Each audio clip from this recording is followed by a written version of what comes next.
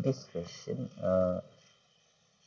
we are given that a uniform disk rolls from rest from a height y1 down the side of a fixed trough whose vertical dimension y is given by the equation y is equal to kx square.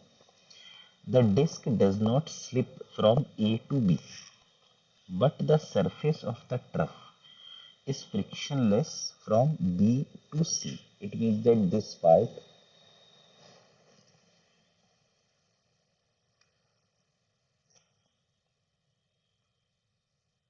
is smooth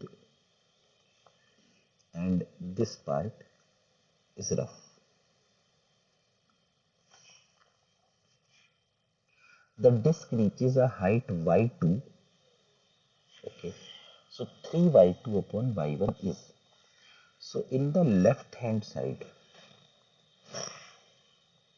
when it goes, it acquires the translational kinetic energy as well as the rotational kinetic energy, and as it is a uniform disk, so we can write here that mgy1 is equal to finally half m v square plus half I omega square.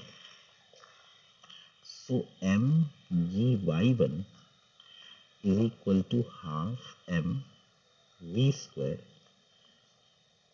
plus half, and I is half mr square into omega square is v square by r square. So r square will get cancelled. So mgy1 will be equal to half mv square plus 1 by 4 mv square. So mgy1 will be 3 by 4 mv square, and if we cancel this, so v square will be 4gy1 upon 3. So v will be equal to under root 4gy1 upon 3. Then they are saying that from B to C,